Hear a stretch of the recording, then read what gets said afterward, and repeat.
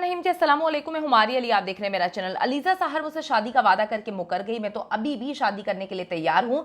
पिछले साल रमज़ान में वीडियो रिकॉर्ड की गई थी। लाखों रुपए अभी तक लगा चुका हूँ। एक एक रुपया भेजने का सबूत, रिकॉर्ड, रसीदें मेरे पास मौजूद है। अलीज़ा किस मुंह से मेरे पर केस करेगी? वो कभी मुझ पर केस कर ही नहीं सकती। अलीज़ा सहर के ये जो दोस्त हैं, अब इनके बारे में मैं क्या कहूँ, उन्होंने अगले महीने पाकिस्तान आने का ऐलान कर दिया है।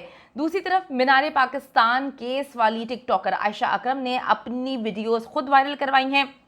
बड़े अरसे से वो अपनी नाजेबा किस्म की वीडियोस वायरल करवा रही हैं। इस वक्त आयशा कहाँ पर हैं, क्यों उन्होंने अपनी वीडियोस को वायरल करवाया, और इकरारुल हसन साहब के साथ ये मामले को क्यों जोड़ा जा रहा है? उन बेचारों का तो कोई लेना देना भी नहीं है, लेकिन एक बार फिर से उनको तनकीद का निशाना बनाया जा रहा है। यासिर शामी को निशाना बनाया जा रहा है। क्यों बनाया जा रहा है? आज की वीडियो में हम इस पर बात करेंगे। कुछ पाकिस्तानी टिकटॉकर्स हैं, खवातीन, उन्होंने तो इंडिया में मौजूद उर्फी जावेद को भी पीछे छोड़ दिया है। यकीन करें कि उसको भी उसका रिकॉर्ड तोड़ने पर तुली हुई है इस वक्त। अलीज़ा सहर के हवाले से बात कर लेते हैं। ये इनके कुछ व्लॉग्स वायरल होने के बाद बहुत सारी लड़कियों ने उन जैसे व्लॉग्स बनाना शुरू कर दिए। 1.5 मिलियन जो है उनके फॉलोअर्स हैं। अच्छी खासी कमाई हो रही थी, अच्छे खासे मामला चल रहे थे। मुकाबले किसी इस दौड़ में, अगर हम इस दौर की बात करें, अलीज़ा ने शॉर्टकट इस्तेमाल करना शुरू कर दी। हम नहीं कह रहे, उनकी एक वीडियो वायरल हुई है जिसपे आप में से कुछ लोग कह रहे हैं कि जी गलती इंसान से हो जाती है, अगर उसकी गलती उससे हो गई है, उससे अपनी वीडियो बना दी और किसी ने वायरल कर दी तो उसको बख्श दिया जाए। देखिए जी, उसको बख्शने की बात नहीं है। जो बहुत सारे लोग सामने आ रहे हैं जो कहते हैं कि अगर किसी ने इसकी वीडियो वायरल की है तो ये क्यों नहीं उसको पकड़वा रही, क्योंकि ये पकड़वा ही नहीं सकती। बहुत सारे पैसे इसने किस तरह से लोगों से लिए हुए हैं, और इनको फॉलो करने वाले लोग, इन्हीं के रास्ते पे जो मासूम बच्चियां होती हैं वो चलने के लिए तैयार बैठी हैं। उनको नहीं पता कि क्या सही है क्या गलत है। उनके लिए वीडियोस बनाना ज़रूरी है। जिसको तकलीफ हो रही है वो ना देखे, सीधी सी बात है। अवेयरनेस है, अवेयरनेस इंसान को घर से नहीं मिलती तो फिर बाहर वालों को जो है मीडिया पर बैठकर उनको अवेयरनेस देने की जो है ना वो कोशिश करनी पड़ती है। अब इनके जी पुराने दोस्त हैं, उनसे इन्होंने ब्रेकअप कर लिया था। बड़े अच्छे इनके मामला चल रहे थे। ये वही दोस्त है जिसके साथ ये वीडियो कॉल पर बात कर रही थी।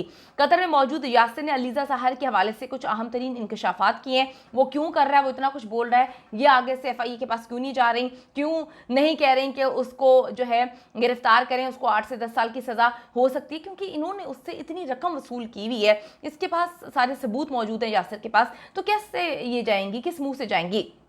अलीज़ा और यासिर जो है वो 3 साल से राब्ते में थे। अलीज़ा पहले टिकटॉक पर दोस्ती करती है, फिर ईमेल्स वगैरह, चैट्स वगैरह होती हैं, और ये बड़ा वारदात का तरीका अलग है इन लोगों का कि ये ईमेल्स पे लंबे लंबे मैसेजेस वगैरह करते हैं, और बहुत ही खास लोगों को फेसबुक मैसेंजर और व्हाट्सएप तक रसाई दी जाती है। यासिर ने इंकशाफ किया कि पिछले साल हमारी शादी का प्लान था। अलीज़ा जो है वो शादी का वादा उसने करना किया था, लेकिन बाद में टाल मटोल करने लगी जब मैंने पैसे वगैरह भेज दिए शादी की तैयारी के लिए। अलीज़ा की लीक होने वाली नाजेबा वीडियो के बारे में उसने बताया कि ये मार्च अप्रैल 2022 की है, पिछले साल की वीडियो है। उस वक्त तक अलीज़ा शादी के लिए मुकम्मल तौर पर तैयार थी, लेकिन फिर उसने इनकार कर दिया।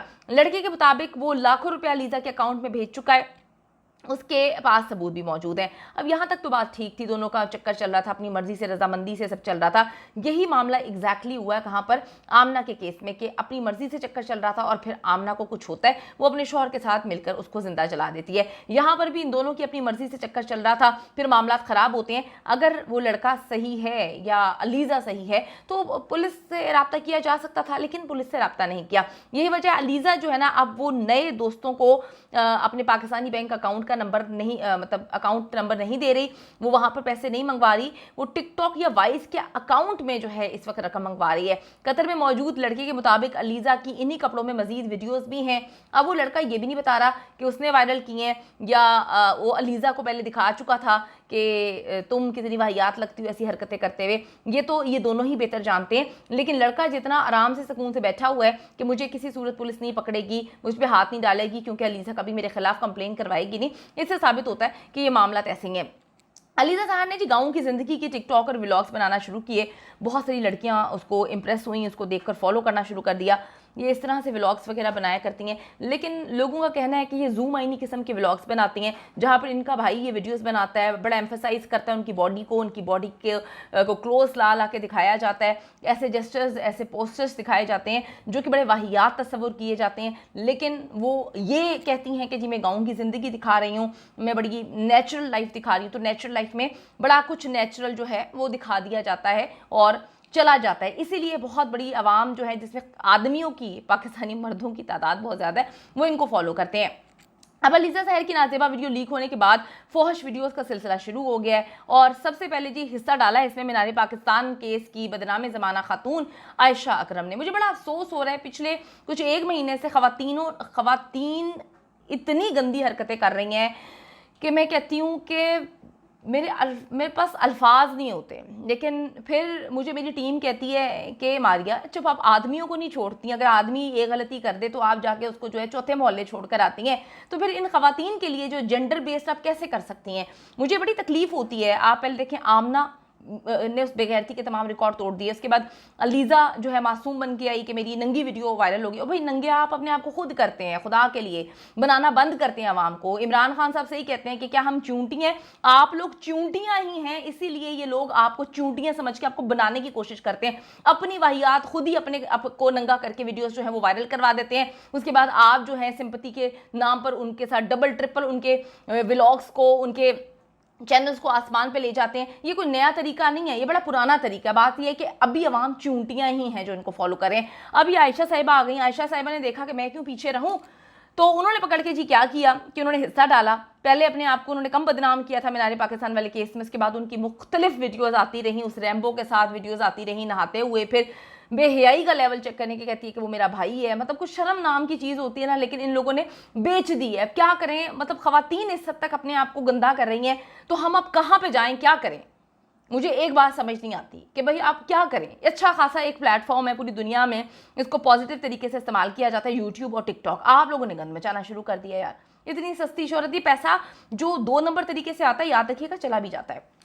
अब जी इन मैडम ने क्या किया, आयशा के बारे में जी दावा किया जा रहा है कि वो लाहौर छोड़कर कराची शिफ्ट हो गई हैं और एक बार फिर से टिकटॉक पर जो है एंट्री करने के लिए तैयार हैं। अलीज़ा सहर की जैसे वीडियोस आती हैं, आयशा भी अब जी मुल्क के बाहर से क्लाइंट्स फंसाकर डॉलर्स वगैरह जो है कमाने के चक्कर में खुद ही अपनी इसने वीडियो बनाई है। पूरा सेटअप लगाया हुआ है। यार क्या बेहयाई का लेवल तुम लोग छोड़ दो, तुम लोग खुद तो अपने आप को बदनाम करो, बाकी औरतों की इज्जत का ख्याल रखो। बेचारी घर में बैठ के जो है इज्जतदार तरीके से काम कर रही हैं, पैसे कमा रही हैं, आप लोगों ने इंतहाई कर छोड़ी है। अब जो लोग इनकी वीडियोस देखते हैं, इनके चैनल्स देखते हैं, तो पेरेंट्स अपने बच्चों को कैसे अलाउ करेंगे कि जी चलें जी आप भी बैठ के ये काम कर लें? अब पूरा माहौल बनाया जाता है इस आयशा साहिबा की जानिब से, जैसे कि मीनार पाकिस्तान में पूरा माहौल बनाया गया था, 5-5 लाख रुपया देने की कहानी सुनाई गई थी। अब यहाँ पे पूरा माहौल बनाया जाता है, कमरे में लाइटें सारी जल रही हैं, पूरी तैयार हुई हुई, अपनी 8 मिनट की वाहियात, थर्ड क्लास, चीप, गिरी हुई।